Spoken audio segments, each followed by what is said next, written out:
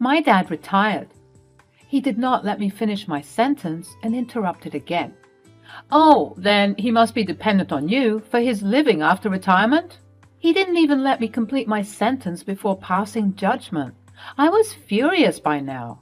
I reacted. Excuse me? What are you saying? Don't be offended. It is common for a poor family to use their daughter to trap wealthy men for their inheritance. Do you mean that I and my family have trapped your son for your wealth? He shrugged his shoulders as if he wanted to say yes. I was in shock. I could not believe that someone could be so mean. I was disgusted by Michael. He made me feel inferior as I was poor, according to him. I am Amanda, 28 years old, living in California with my boyfriend, Steve, who is also 28 years old. We met in law school 3 years ago and instantly fell for each other. Since then, we have been living together. After graduation, I took up a job as an attorney in a consulting company, while Steve works at a bank. 6 months ago, Steve and I went for a holiday where he proposed to me, and I immediately said yes. I didn't have any reason to say no. We have known each other for 3 years, and we enjoy being together. After coming back from holiday, we decided to inform our parents about our wedding plans. It was decided that the coming weekend we would meet my parents, and the following week we would meet Steve's parents. We had never introduced each other to our parents before, due to some personal reasons, so this would be our first meeting.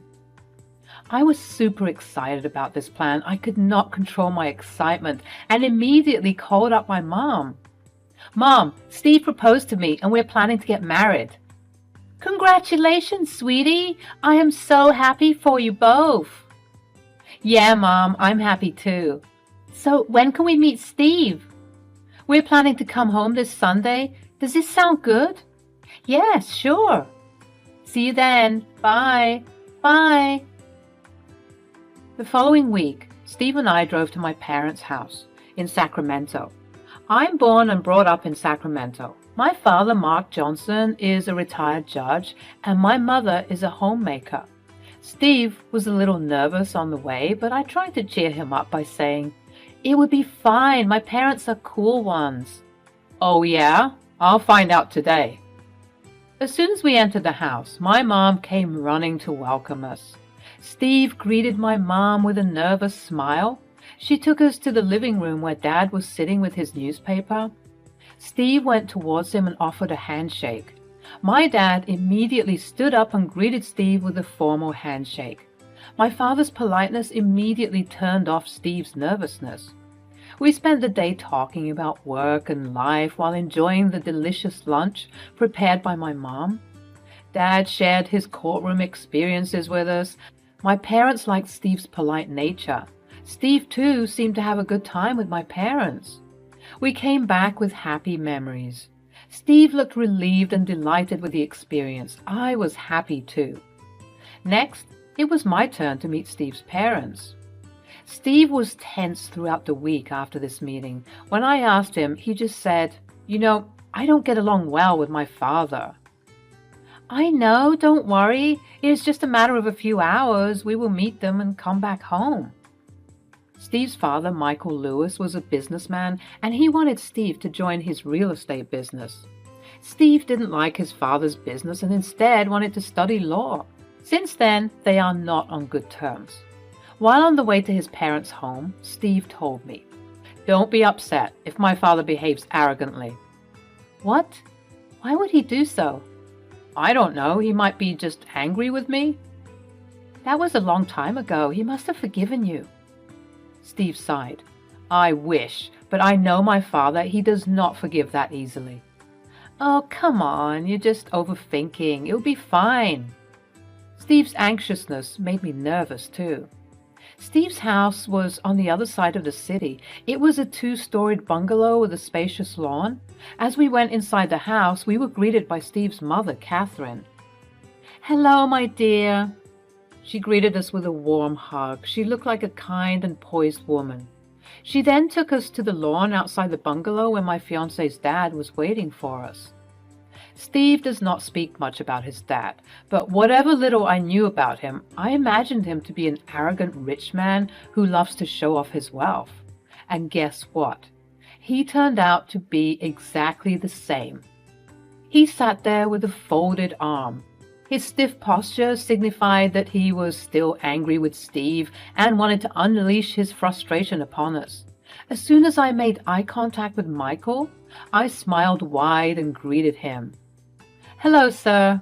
He nodded with a straight face and gestured his hand towards the chair opposite to him. I sat down there.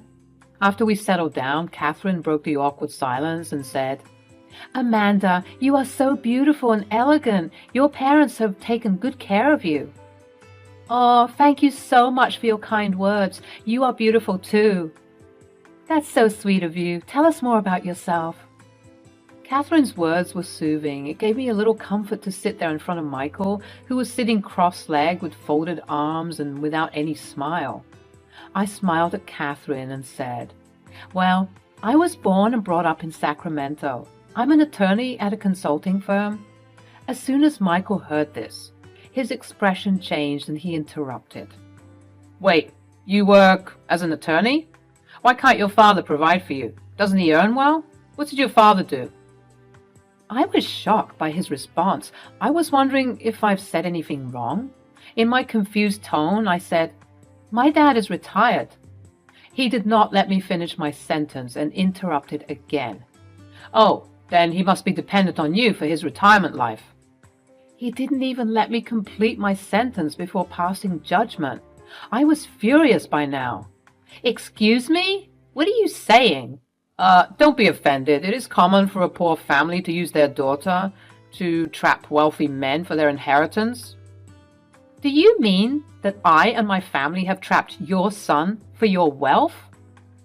He shrugged his shoulders as if he wanted to say yes. I was in shock. I could not believe that someone could be so mean. I was disgusted by Michael.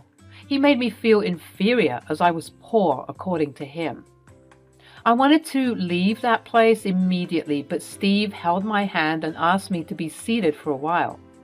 He then turned towards Michael and said, "We are not here to listen to your taunts. We just came to inform you both that we are getting married in a few months." "And who's paying for this ceremony?" "That's not your business, Dad." "Of course it is. I know her parents cannot pay for a wedding ceremony. It would ultimately come on you. You have to take the burden on your shoulders, isn't it?" "It is mine and Amanda's matter as to who would pay for the ceremony." "Huh, you are already in her trap. First, she brainwashed you to leave this house and join that stupid law college, and now this wedding." Steve lost his cool and started shouting at Michael. "I left the house because I wanted to study law. I was not interested in running this real estate business. I didn't even know Amanda at that time. Then how can you blame her for this thing? You could have come home after your graduation, but this girl trapped you into living with her in that tiny apartment." Michael was being unreasonable with his allegations against me and my parents. He continued, "I have nothing further to say. You are running your life by marrying a poor girl. She and her parents seem to have already trapped you." "Dad, stop. I have met her parents. They are kind people and they are not interested in your wealth." The conversation between them got intense. "You have always made wrong choices in life. I already gave up on you when you decided to study that stupid law and work for a meager salary instead of joining my business. I hate your business because it is sick." "Oh, please, please stop this argument." Catherine intervened and asked them to stop. Steve stood up and stormed out of the lawn. I followed him. Catherine came running behind us, asking us to stop. "Steve, please stop." Steve ignored her and kept walking towards the exit of the bungalow. I looked back and saw that Catherine was running towards us with tears in her eyes. I stopped. She came to me and held my arms, saying, "Please, ask him to stop for a while. Last time also, he left like this and did not meet me for several years." I stood numb. I felt sorry for her as she was not at fault. She had to suffer because of her husband's arrogance. "Amanda, please, ask Steve to calm down." I didn't know what to say because I was upset too with Michael's words. I pacified her, saying, "Steve is angry now. Once he is in a better mood, I'll ask him to call you." "Yeah, please ask him to call me, please." "Sure, you take care, okay?" "Okay." She was still sobbing as I left the place. I came out of the bungalow to see Steve waiting for me inside the car. I got inside and we drove back. We did not speak a word on the way back home. Both of us were hurt and exhausted by what happened in his house. After dinner, Steve apologized to me for his father's behavior. "Honey, I want to apologize for my father's behavior. I know he hurt you with his cruel words." "Yeah, I know it is not your fault. Yet I can't get over the fact that he is such an arrogant man. How can someone be so rude? I know he's your father and I shouldn't be saying these things about him, but he was mean to me." "He has always been a mean person. Sadly, my mom has to suffer because of his arrogant nature." "I wonder how she's tolerating your father for all these years." "Yeah, Mom has always been a soft-natured woman. Dad seems to be exploiting her forgiving and caring nature." "I feel sorry for your mother." "I feel sorry for her too. I cut off ties with her when I'm angry with Dad, but she has always loved and supported me." "You shouldn't punish her for your father's mistake.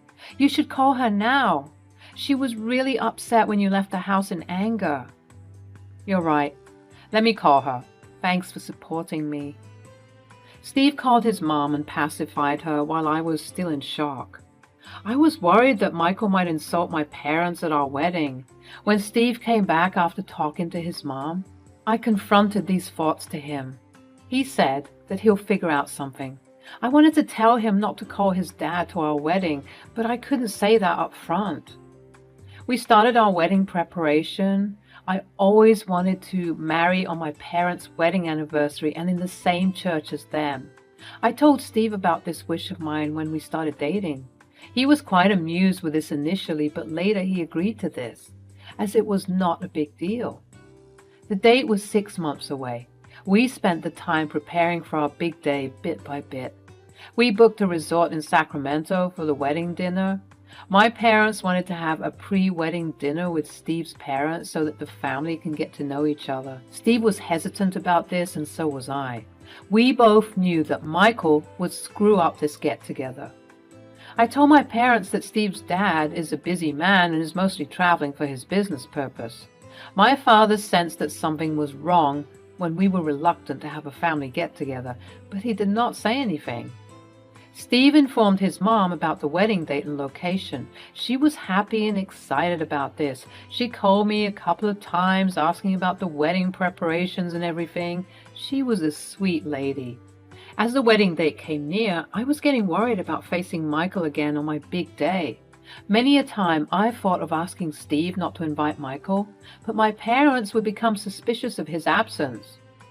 Besides, if we don't invite Michael, then probably he would not allow Catherine to attend the wedding.